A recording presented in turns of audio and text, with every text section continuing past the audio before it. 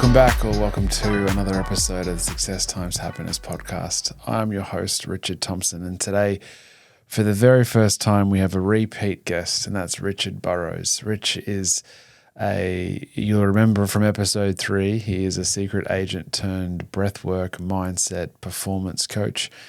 And the first episode we spoke to him was more about his life and what his experiences were like to get him to this point.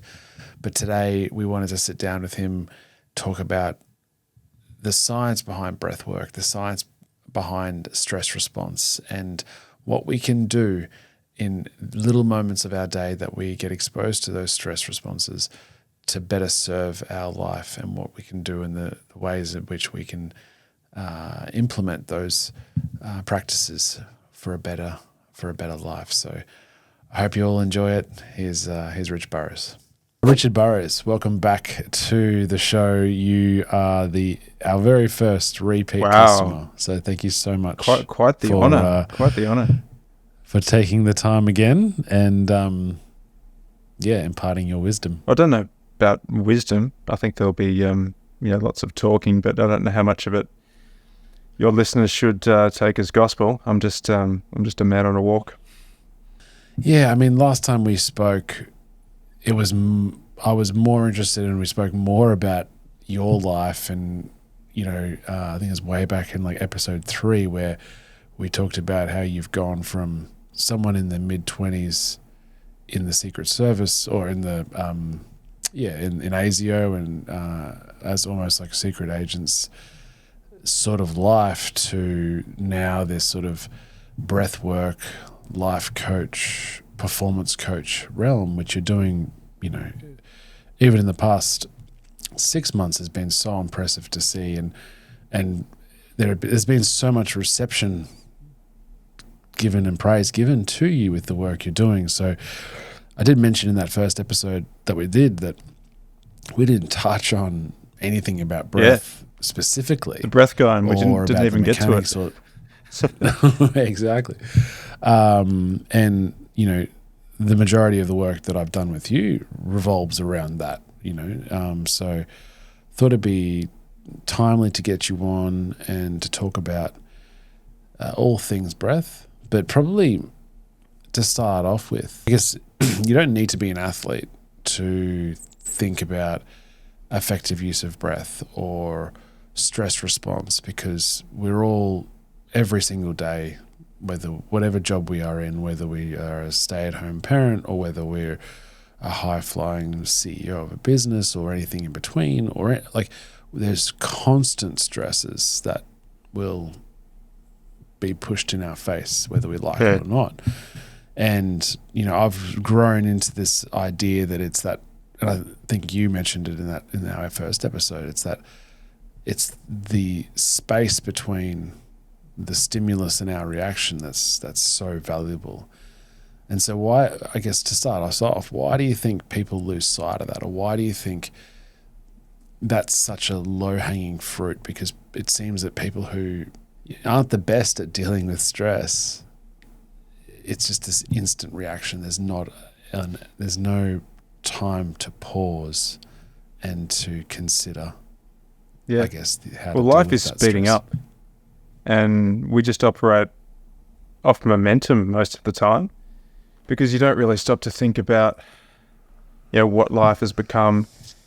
You just go with the flow. You get your first job, or you become a parent, and you just follow what the crowd is doing, and you don't really have much of an opportunity to stop and to assess, does life need to be this hectic? Do I need to be on the go all the time?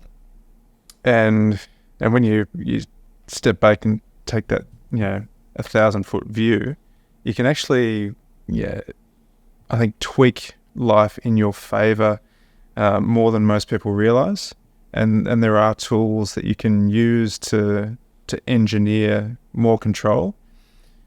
And I think it's a cultural thing. I think people just get caught up in that, if you want to achieve more, you want to be better, you've got to grind, you've got to work harder, you've got to put in the hours at the office, you've got to sleep less, sleep when you're dead, lunch is for wimps, all those kind of things.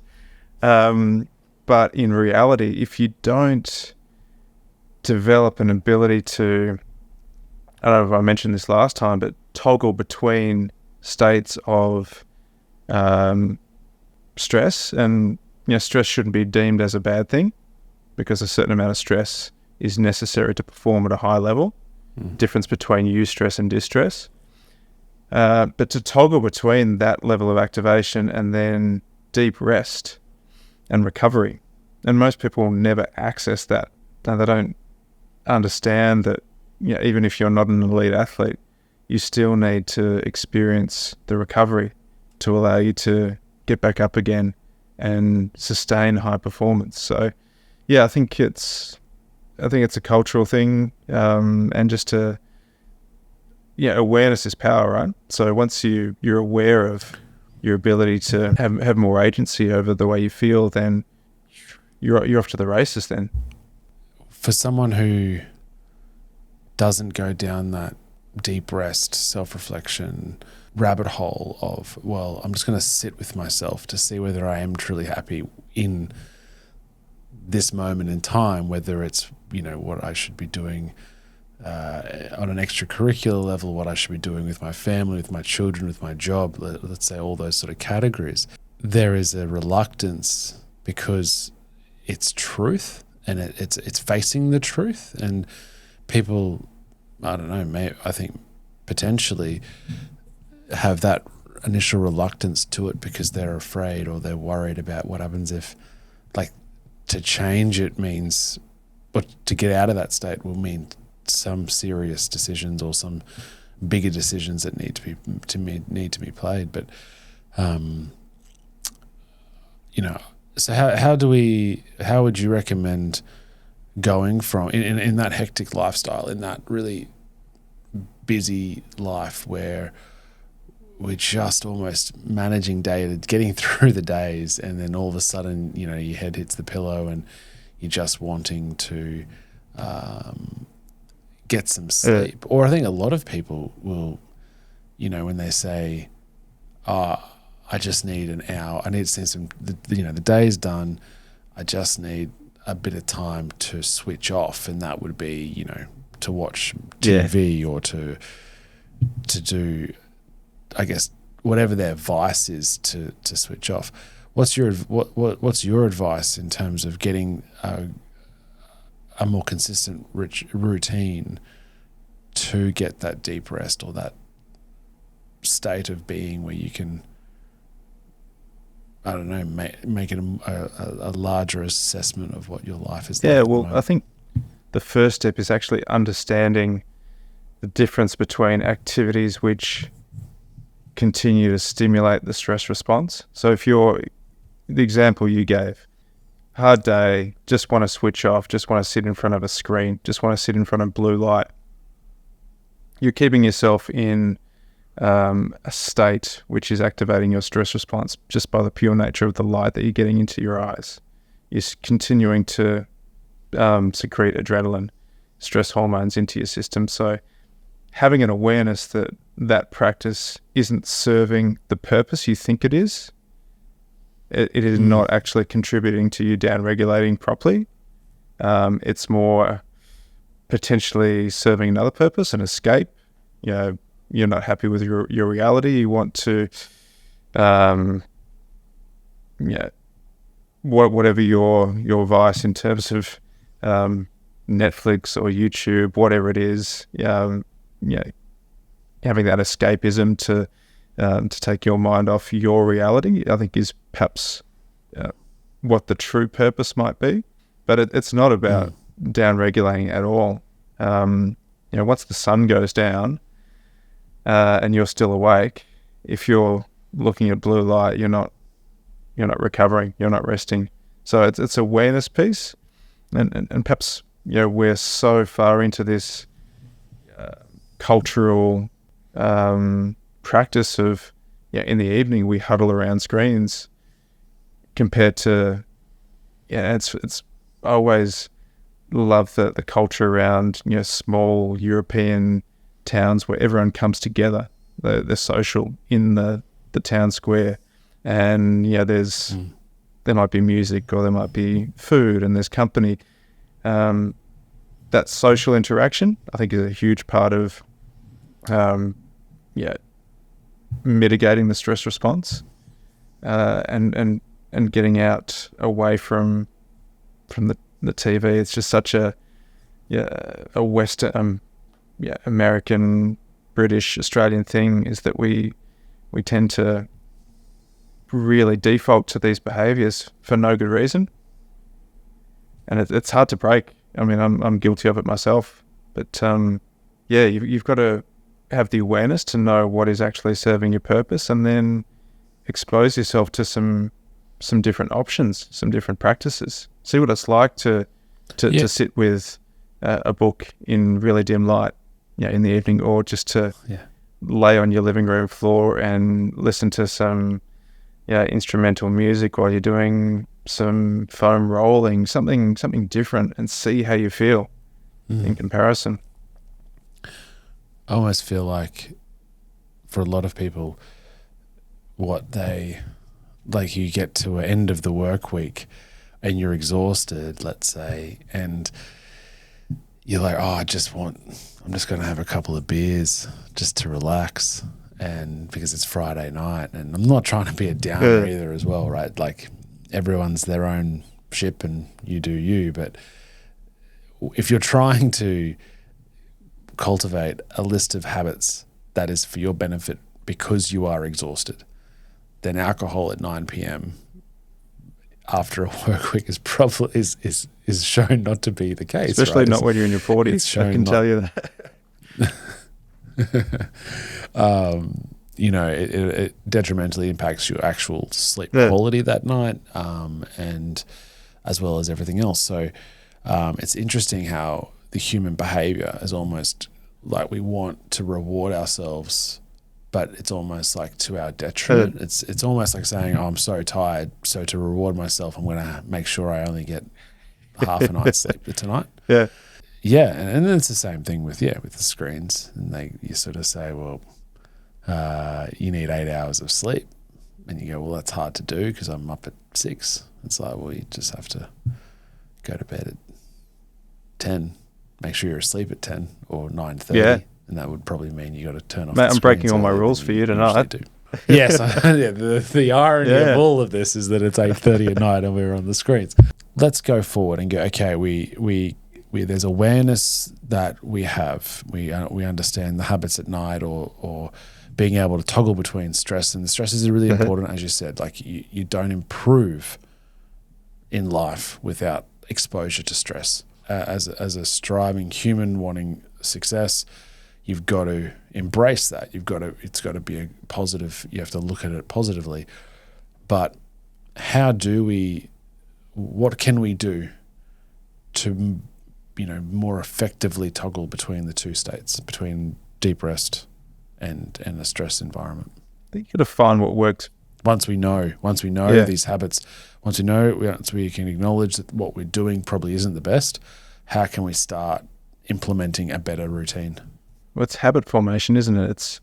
It's recognizing when the trigger shows up and what the usual response is, and then substituting something which is more beneficial. And I often talk about behaviors which are either going to widen your window or shrink your window for stress tolerance.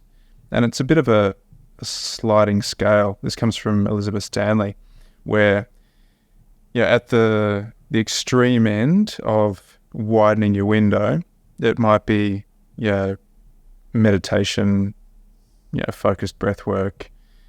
And I fully get that that's not for everyone as their go-to. It requires cultivating a bit of a practice.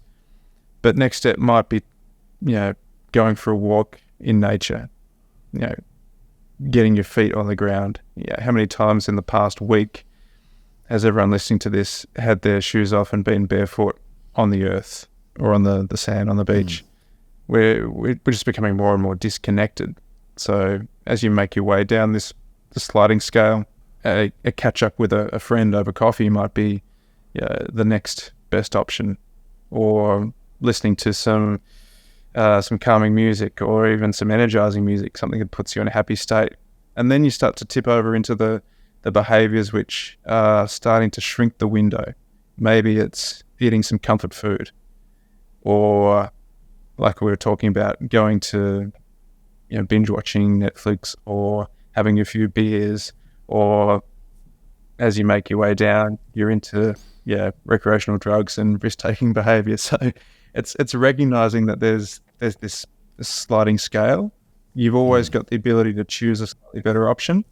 You don't have to be perfect, but you start to turn away from the habits which shrink your window and choose something which is more likely to widen your window for stress tolerance, which is all about recovery, like we've been talking about.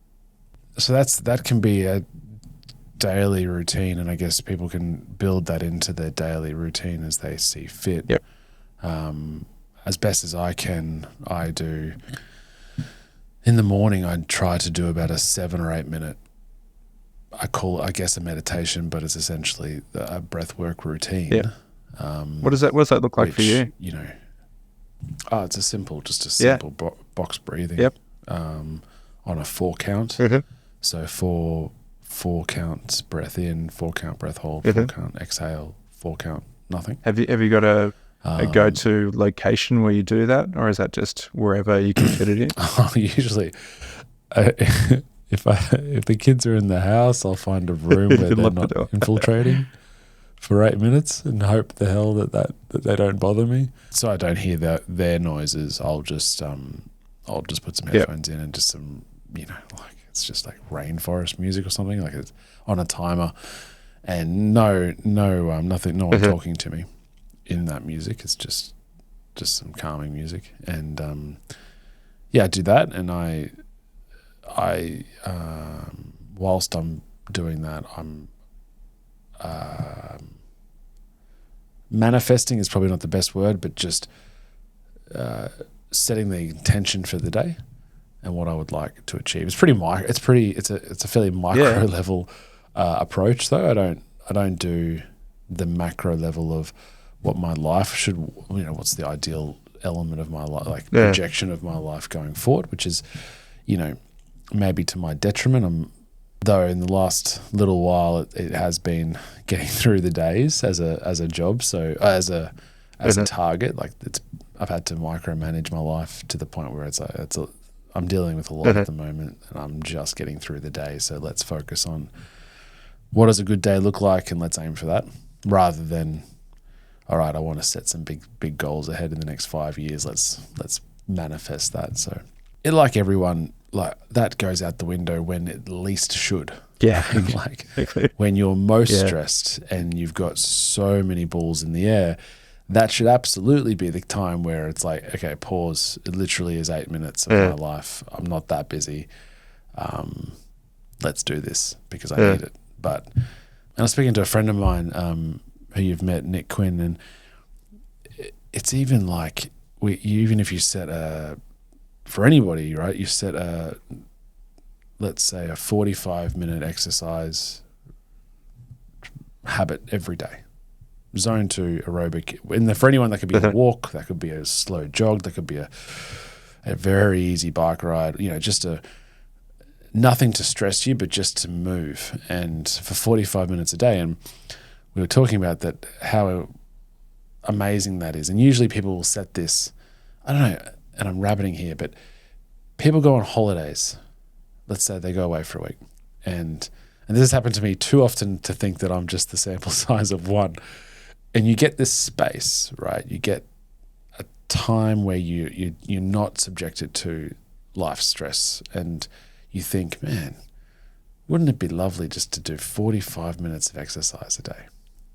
And it's like, right, I'm going to do it.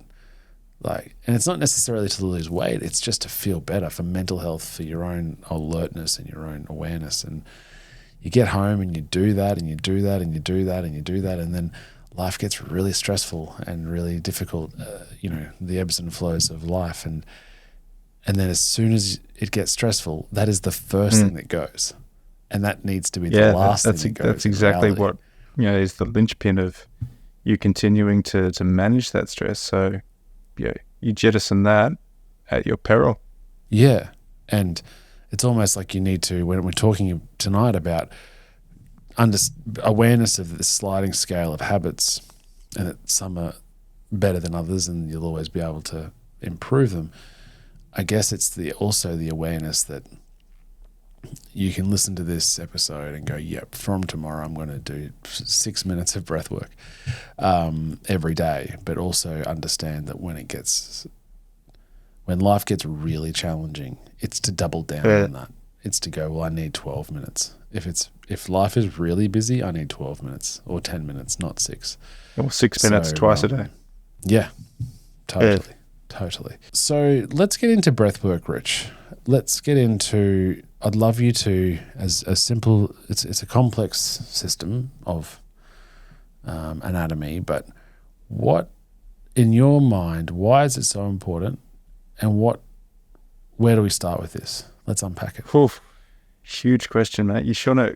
I've said to you a few times in the past, you know how to ask some of the most challenging questions in the fewest words possible. But sorry about that. If I was to lay a foundation and a framework to look at why breath is so important, I think we need to understand 3 different angles. So number 1 is the biomechanical. So think of that as movement. And here we're talking about posture, correct muscle activation, a anatomically correct breath wave according to whatever activity you're performing. A lot of people are challenged by their situation to actually be competent in that area. And most of us are born excellent breathers. Things happen though in the early years of life. Either, if you're a toddler and you pick up whatever's going around at daycare and you end up with a stuffy nose for, week in, week out, and you start breathing through your mouth constantly, then you can develop a pattern and a habit which is actually quite detrimental. Or you get to 5 or 6 years of age and you get sent to sit in a desk for 6 hours a day, compromise your posture, slouch. That starts to interrupt your ability to access your diaphragm properly. Or as you get older, a kid calls you fat, or you hear someone get called fat, and you all of a sudden you're sucking in your tummy, puffing out your chest, and you become an upper chest breather. So there's all these things that can interrupt your ability to breathe well from a biomechanical or movement perspective. So that's bucket number 1 is movement. Bucket number 2, let's call the biochemical or the energy production system, because oxygen is ultimately our currency of energy. Energy is produced in our mitochondria to fuel all performance, right? If those blood gases are not being acquired, transported, and used in the optimum fashion, then you're not going to have the energy you need to perform at your best. And the ability to breathe deep, the ability to breathe at the correct volume, the ability to maintain nasal breathing, a simple thing in low intensity exercise, that can really destroy your ability to produce and use energy. So bucket number 1 is movement, bucket number 2 is energy, and bucket number 3 is perhaps what we've been talking about the most, and the work that we've done together is your psychological or your psychophysiological, which is mindset. And the centers that govern respiration are really closely tied to the centers which govern your nervous system response. And the way in which you breathe, breath to breath, will impact your expression or the level of stress arousal. Something called respiratory sinus arrhythmia, which is a fancy way of saying on an inhale, your heart rate will speed up a bit, and on an exhale, it will slow down a little bit. And when you maximize the gap between those increases and decreases, You're probably really familiar with HRV, heart rate variability. That is the most comprehensive metric of the health of your nervous system, which is tied to the way you regulate your stress response, which is tied to how emotions actually impact your approach to life. We talked about stimulus and response. If you're always in that high stress arousal, you're going to be really reactive.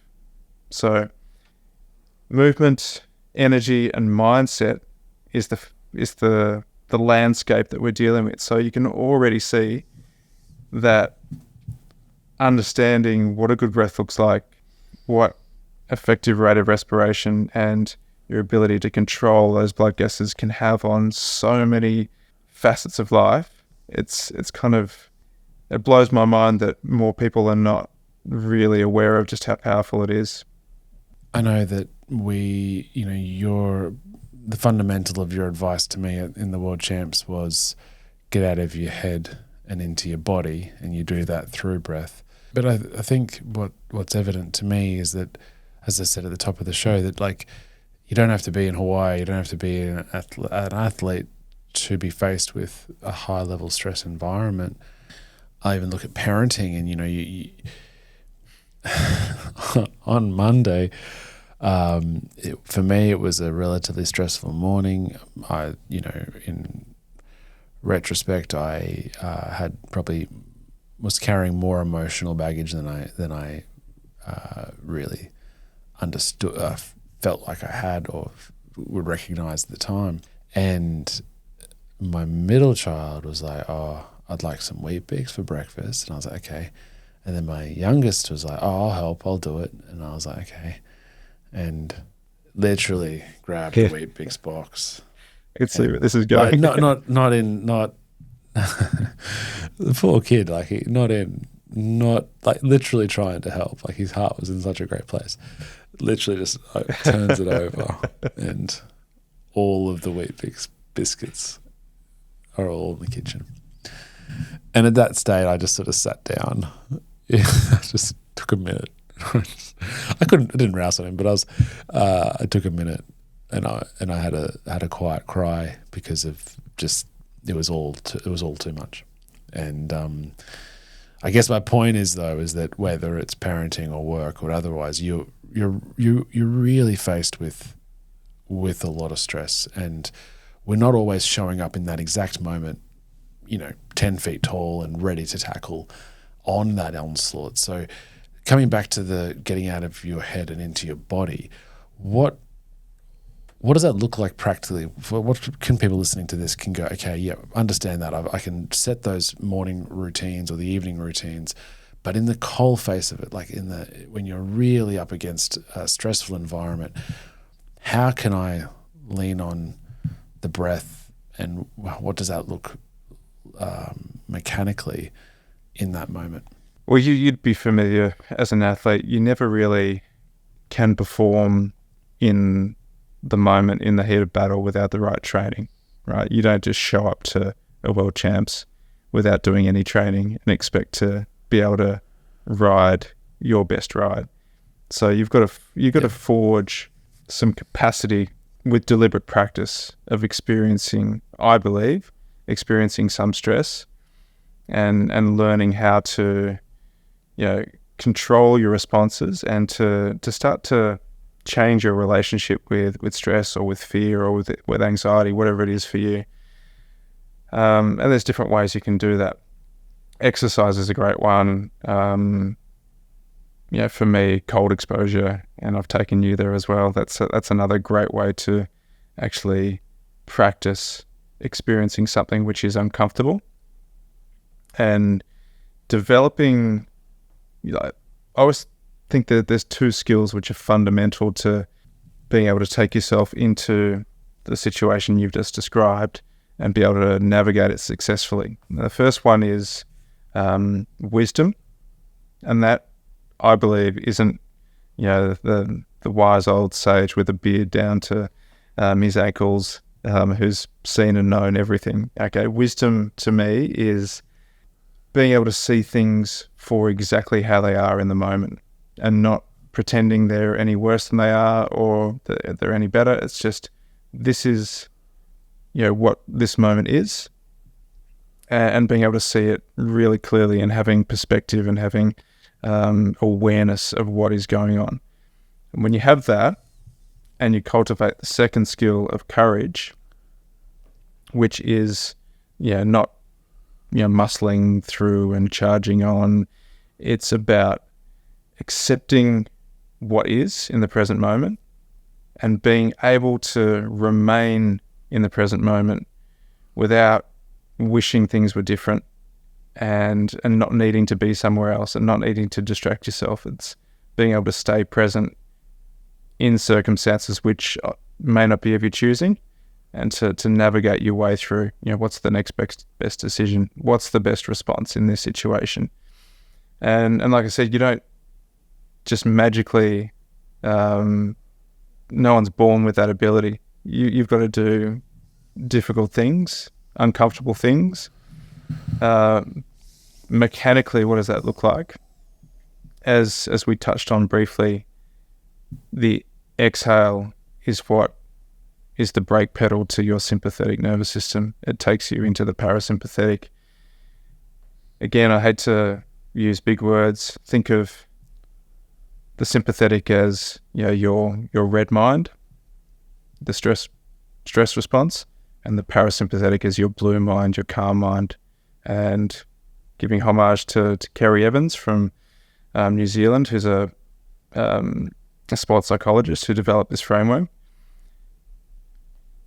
Going to those slow exhales, extending relative to your inhale, is the best way to put your foot on the brake pedal and take yourself out of the red and into a bit of blue. And when you're in blue, you're much more likely to actually make a good decision, or not blow up and say something you regret, or think that it's too overwhelming. You've got more access to logic, reason, empathy, all those great things which we need in challenging situations. And that's because of the change of into the into that state. Parasympathetic, blue mind. Give me parasympathetic. Yep.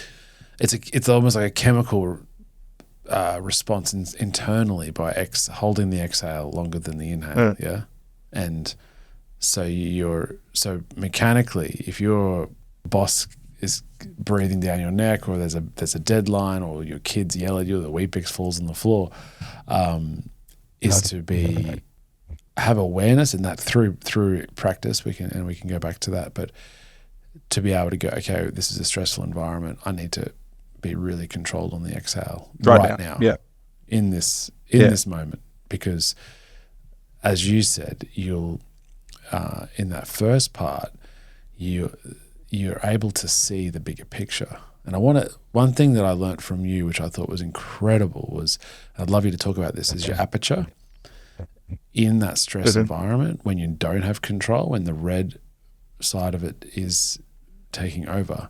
Yeah, talk to me about that, because that is and I can talk to that experience as well, the tests you put me through. But talk about the vision of how you see things in different states. Yeah, well, if you think about the evolutionary context, we run the same hardware that we've had for the last 60 million years, right? So when you go into the stress response, when you go into red mind, evolutionarily, that's tied to some kind of threat to life.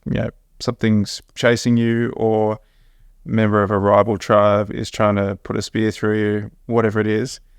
You need to be pretty fixated on what that immediate danger is. So, this cascade of effects that happens when you release adrenaline, which is when we go into the sympathetic. You mobilize glucose for your working muscles. Your arteries and veins will dilate. Your pupils will dilate. Your heart rate will increase. Your blood pressure will increase.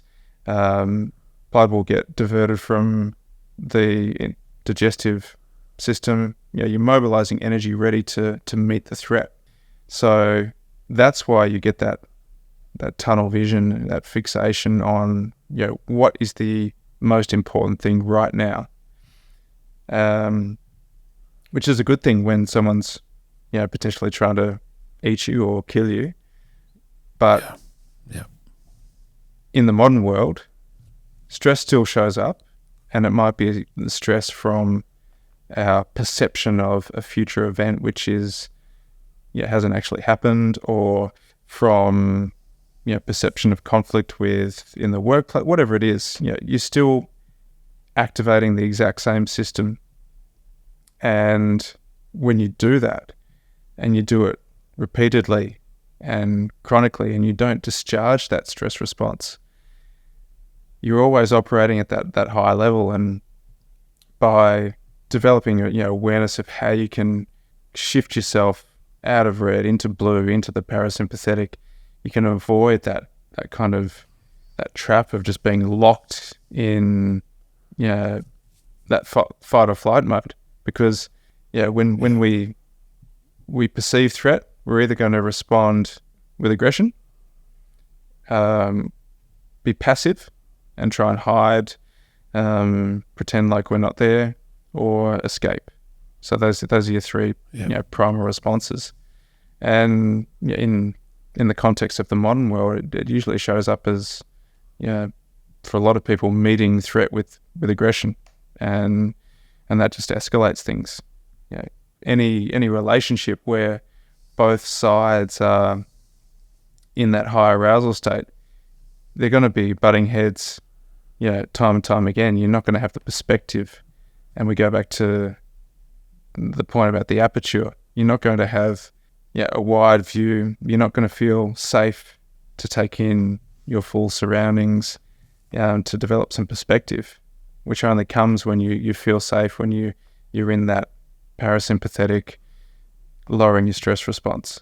So on that, and then certainly when we did our exercises of stress exposure with you, it was very obvious that my peripheral vision just completely left me, and I was so focused on, it was just black almost when you're in that environment. And so you were, I think, encouraging me to, whilst the stress response was increasing, to keep the periphery open and to encourage that openness through that stress environment.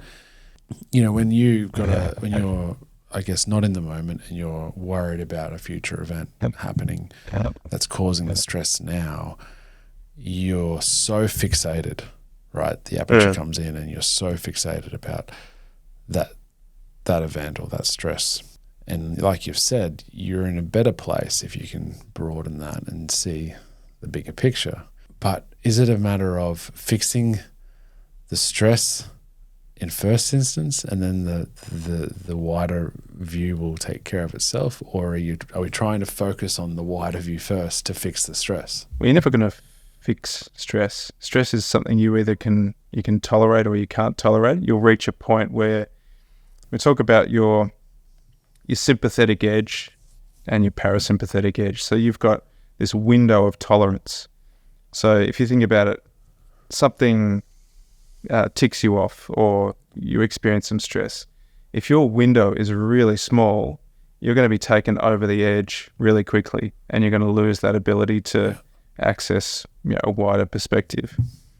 So it's more about actually widening that window, and going back to some of the earlier discussion around what are the behaviors that will widen the window, practicing those behaviors which allow you to tolerate higher levels of stress but still prevent you from flipping your lid.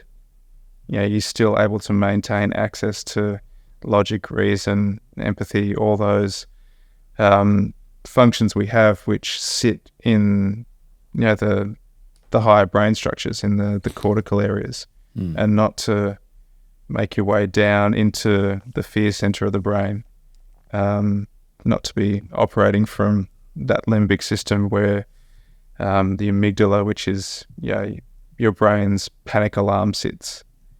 If you're operating from in there, you've flipped your lid, you're not going to make good decisions. So it's not so much about fixing the stress, it's your ability to stay present. Like I mentioned, that courage to stay present and composed in the face of greater stresses, I think is the key skill to cultivate. So that's, staying present is a courageous decision for sure, right? And particularly when the mind does its best, probably more so on others than some, but at projecting the future and causing the anxiety to come in. And obviously that goes if we can stay in the present. You don't have that emotional reaction if we can stay wholly here.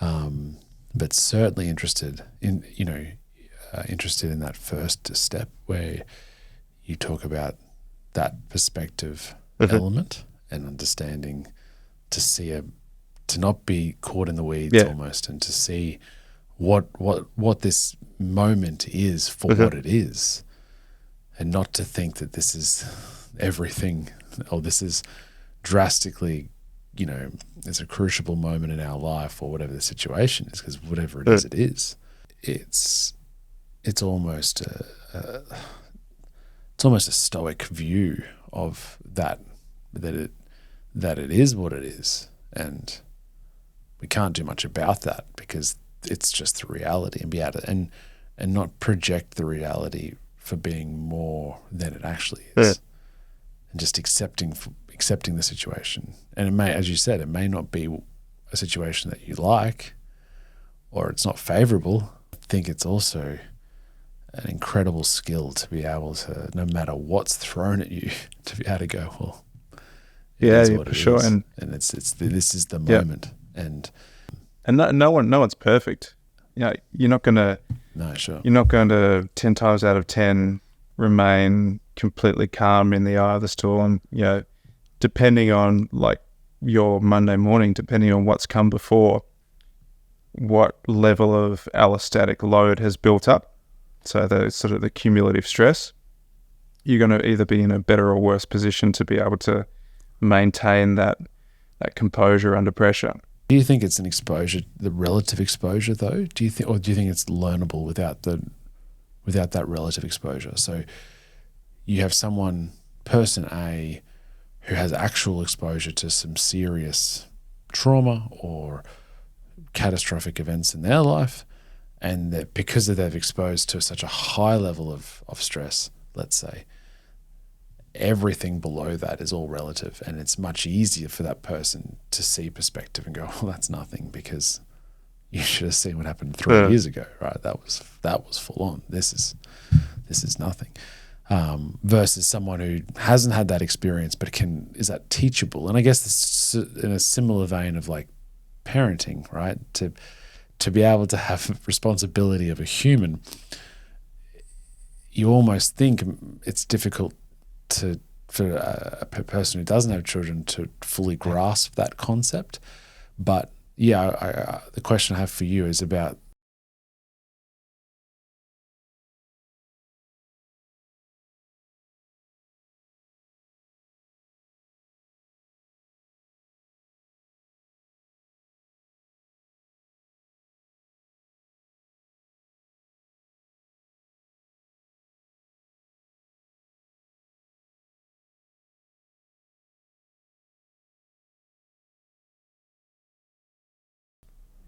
losing grandparents in a car accident as a young kid. That's probably the most traumatic thing that's happened to me. Everything else has been, pretty good in life. I've had a pretty good hand dealt.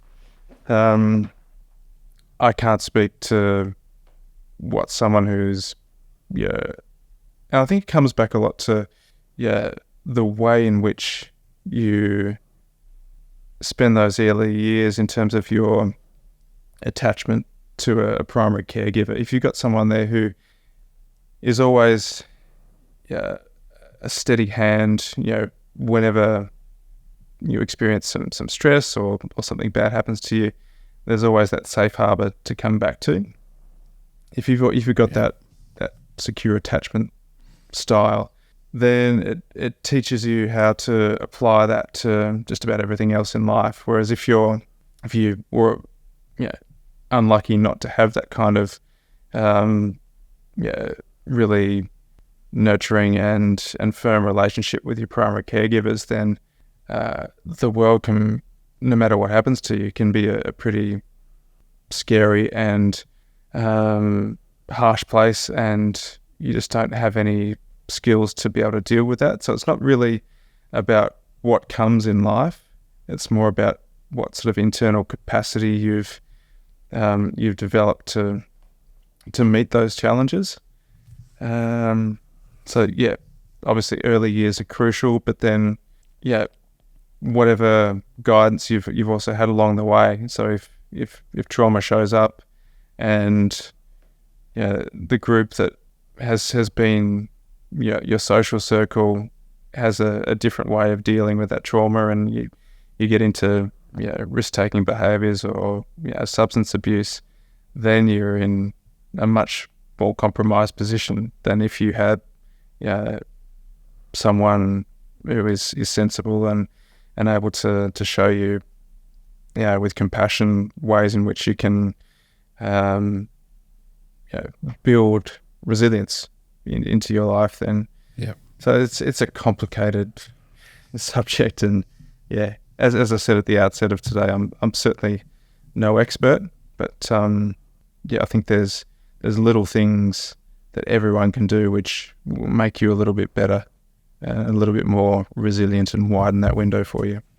So let's leave tonight with some, I guess, ways that we can safely expose ourselves to small amounts of stress, to practice, let's say, this idea of control, because that is challenging when you are in a stressful environment, like a 3-degree ice bath. Might have been colder for you. I went particularly hard on you that day. For 5 minutes. It's very difficult, and so, I think like a simple cold shower of a morning, it may only be, that water may only be 20 degrees or 18, maybe even 15, depending where you live, but that's still something. That's not nothing. 100%. It's deliberately choosing a level of comfort which ordinarily you would shy away from, and to go deliberately into put yourself under that cold water and let it run across the back of your neck, and teach yourself and experience what that feels like, what your normal reaction is, and say, okay, that's a reaction which isn't serving me. What's something I can do which is going to actually make this a better experience? And it's relaxing the shoulders, taking that deep breath in, and then slowing your exhale. I always teach people, you never see, I'm yet to still see anyone who's having a panic attack while exhaling slowly. It's physiologically impossible. Yeah, true. Right? Yeah. So you can. And that's the first thing, you hop in that cold shower or in the ice bath, and all you can do is inhale. It's really like you're like shallow upper chest through the mouth, like all of the like cross. Every single thing you shouldn't be doing. Yeah, it's just like this like immediate response to the stress, and that's such the window's open in terms of like whole dooly, like I'm just doing a little wrong. And you can take you take those two elements, right? Stress response and breathing pattern. You pick any kind of state, whether it's highly stressed, anxious, panicked, or calm, focused on task, or super relaxed. And there's a breathing pattern which matches each of those states. I guarantee you, if you adopt the breathing pattern, you will start to feel that state. So you can reverse engineer the state you want to feel by taking control of your breath. So if you're lacking energy and you're lacking motivation, you can go to a faster, more powerful, stronger breath just for a short period of time, which is going to, give you a little bit more sympathetic activation, get you aroused, get you up and about. Or if it's cold water raining down on you, slowing down that exhale it's not going to make it pleasurable, but you're going to be able to remain. It's going to make it bearable. You're going to be able to remain present in that moment and understand that, this isn't the worst thing that could possibly happen to me. When you lose control and you've just got the inhale that you're doing, you're way more likely just to jump out. And that's what happens. You'll see that more often than not with the ice bath exposure with your clients, is that they don't get control of the exhale and they're out. And that's not necessarily because they're not great at exposure of the cold or that it's just not for them. It's simply because they don't control the exhale.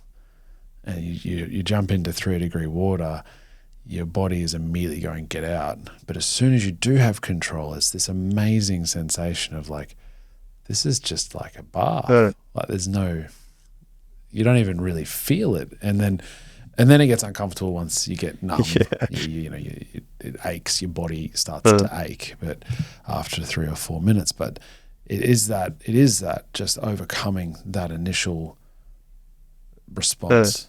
And by exposing yourself more frequently, in theory, is that you will have a much better chance at controlling the out breath. And then you can take that confidence into your life when the Ubiques on the floor, or when you've got something, time sensitive that's at work that you got to get done. You're able to be in that moment, see the moment for what it is, have the courage to be in that moment and stay there and get the job done. Breath is obviously one tool. I think it's one of the most powerful tools, but there's other habits you can cultivate to remain present moment focused. And one thing I see a lot when people go into the cold is the eyes go wide and they'll start looking around. They're looking for an exit. So just close your eyes. Go internal, focus, or that felt sense. That's something we've talked about as well. Just bring your fingertips together and just slide them back and forward. Gives you something in your body, tangible and tactile to focus on, and takes you out of here.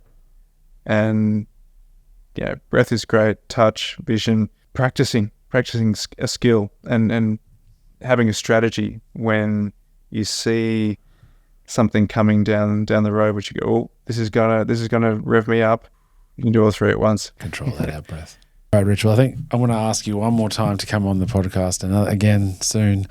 I think we can we could probably spend a whole hour talking about ways to stay in the moment, because I think from every guest we've spoken to on this, or a lot of them, a key part of their success is being able to stay in the moment. And I think that's a real key to a lot of it. So I'd love to get you back to talk about it. Anyone who wants to follow Rich, he is at Rich J Burrows on Instagram. You're going gangbusters, mate. So keep up the amazing work. We love you, and all your clients love you. And thank you so much for spending the time and coming on again. I appreciate the work you do. And as you can tell, I just froth over talking this stuff. So more than happy to come back at any time. And for anyone who wants to get in touch and talk about what we do, please reach out. Well, that was Rich Burrows. Such a great chat for a second time on the Success Times Happiness podcast. I hope you all got something out of it. And if you did, please share it with anyone who you think will enjoy it as well. Check us out on YouTube. Follow us on wherever you listen to your podcast. And until next time, peace.